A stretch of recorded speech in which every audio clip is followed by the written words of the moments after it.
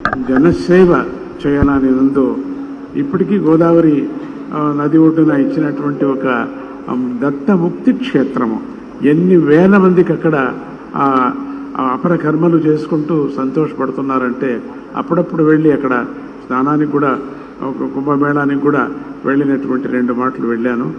మళ్ళీ ఈ 4 ఏళ్లుగా ఎందుకో ఈ పర్యటన ఎందుకు చేయలేదో అది భగవంతుడికే తెలుసు. చంద్రబాబు నాయుడు గారు వస్తూ ఉండగానే మళ్ళీ యాత్ర చేయాలనే ఒక ఉత్సాహం మనసులో బయలుదేరింది. అది ఇప్పుడు ప్రారంభం చేసుకొని జరుగుతుంది.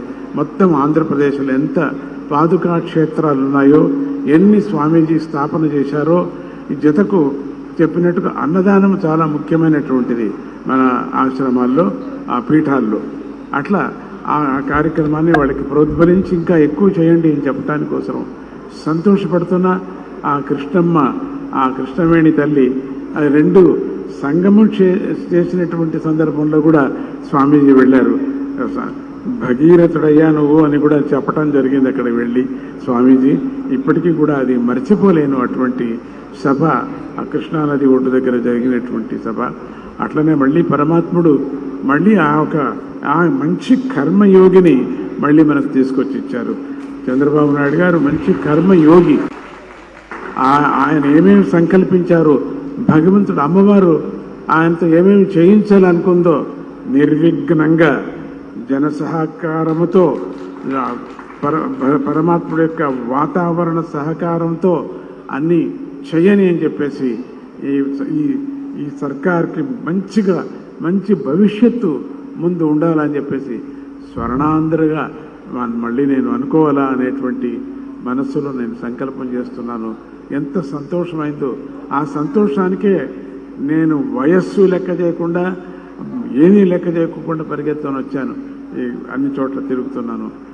చంద్రబాబు నాయుడు గారికి మంచి శక్తిని, మా ఆత్మస్థైర్యాన్ని, అట్లనే ఆ చుట్టూ ఉండేటువంటి ఆ పరివార మంత్రాంగానికి అటువంటి శక్తిని, నిస్వార్థమైనటువంటి సేవా శక్తిని వాళ్లకు ఇవ్వని, ఆయన యొక్క సంకల్పం నెరవేరని అని జగన్మాత అయినటువంటి గీతామాతను అన్ని చోట్ల మేము ప్రచారం చేస్తున్నాం. ఆ గీతామాతను కూడా ఈరోజు పారాయణం కూడా చేశారు. గీతా పారాయణం ఎంతోమంది గోల్డ్ మెడల్ కూడా తీసుకున్నారు. అటువంటి పారాయణం చేసి గీతామాతకు, అట్లనే మరగత రాజరాజేశ్వరి అమ్మవారికి కూడా నేను వేడుకుంటూ సక్సెస్ కానీ, ఆయన యొక్క విచారాన్ని దిగ్విజయం కానీ అని చెప్పి ఆశీర్వాదం చేస్తూ, ఆయన మంత్రాంగానికి, ఆయన యొక్క సర్కారానికి ఈ గవర్నమెంట్ మంచి గవర్నమెంట్గా మనకు ఉండని, స్వర్ణాన్ని మనం చూసేటువంటి యోగం మనకు కలగని. అంటే బంగారు అంటే లక్ష్మి, లక్ష్మి అంటే సుఖం, శాంతి అని అర్థం. అటువంటి సుఖ శాంతులు ఉండని అని చెప్పి వేడుకుంటూ ఇక మళ్ళీ నేను వదలటానికే ఇష్టం లేదు. అంత సంతోషంగా ఉంది. ఆ సంతోషం హృదయంలో బయటికి రావటం లేదు. అట్లా ఆ సంతోషాన్ని వ్యక్తం చేస్తూ ఆయనకు మంచిది కానీ అని చెప్తూ